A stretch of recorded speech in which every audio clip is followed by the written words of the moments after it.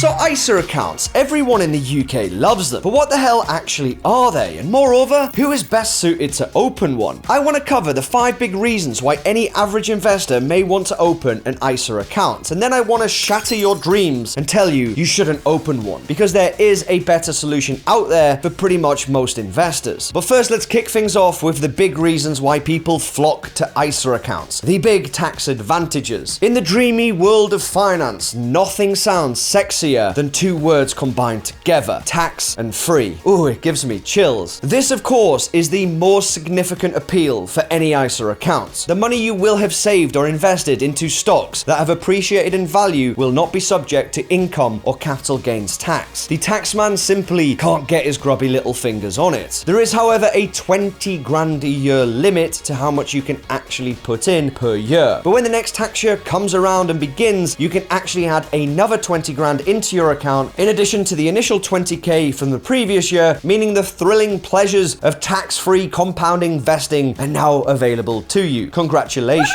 Woo! Any dividends you receive also in your investments that go over this 20k limit also are not taxed. So if you put in 20 grand and instantly get lucky and it grows to 30,000 and you sell, guess what? It doesn't account to your 20 grand limit and you get to keep this amount of money absolutely tax-free. Just strap in and enjoy your tax-free ride, absolutely sexy. The second big positive is the compound investing on the tax-free capital gains. And I just kind of touched on this, but I want to elaborate for newer investors. Being tax-free is good and all, but it actually becomes an even greater benefit when you start compounding tax-free returns. Now, let's say you have £100,000 built up in your account over several years. In a normal world, you would get about 10% return just following the market, which equals to £10,000. This 10k in returns would be taxed, right? If it was held in a normal account. Let's say that tax was 20% capital gains. So your return would not be 10 grand, it would be 8 because you have to pay 2,000 to the taxman. Paying tax on your gains means that this £2,000, this 2 grand, would be sent out to the powers in government. The powers in Downing Street are now spending your 2 grand return. But in an ISA account, you keep that £2,000 and you now get to earn interest on that £2,000, and it will compound even more at a much quicker rate, compounding on itself time after time for the rest of the life of your ISA account. In essence, it is meaning, folks, you get to keep more of your money in your pocket each and every time you generate an actual return. Now, positive number 3 is something people don't tend to talk about, and that is if you're really good looking or are very much loved by somebody special, you can actually have 2 ISA accounts within your household. Since ISA stands for individual savings account, it means that one account is tied to one person. Now, you cannot set up a joint tax-free account because, again, it stands for individual. But it does mean if you are married, you and your partner can both have individual ISA accounts. So if you've got somebody really special in your life and you trust them, you can have them set up their own ISA and have a second ISA account within your household. And by managing your finances together, you can effectively store away £40,000 into your ISAs combined, doubling the 20 grand limit. Just, of course, make sure it's that real kind of love and not some form of Katie Price love or marriage, because, well, it always ends in disaster. Positive number 4 is that you can invest in more than stocks and shares ISAs. Despite the name stocks and shares ISA, there's actually way more you can invest in. If you haven't figured out already, finance folk are just very bad at naming things. For example, back in 2014, they brought out a new ISA account. Drum roll for its name, the new ISA account, or NISA. Horrific, right?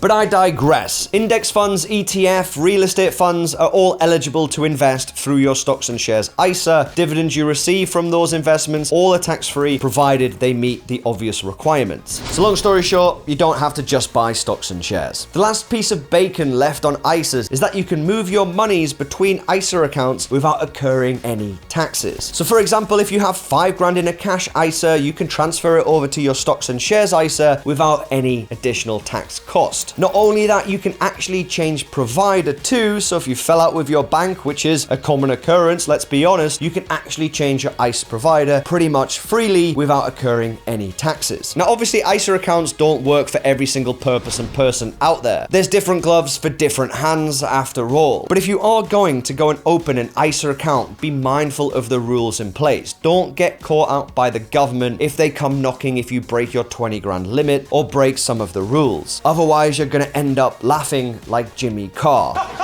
Absolutely horrific. The tax-free benefits from an ISA account are definitely something a new investor shouldn't ignore. I think it's a great starter product for investors who are starting to take their financials much more seriously, but I do think there's a better product out there for UK investors, which is why I suggest you check out this video here, because opening one of these could be much more beneficial than an ISA account. Remember, likes are free, folks. It'd be much appreciated, and thanks for watching.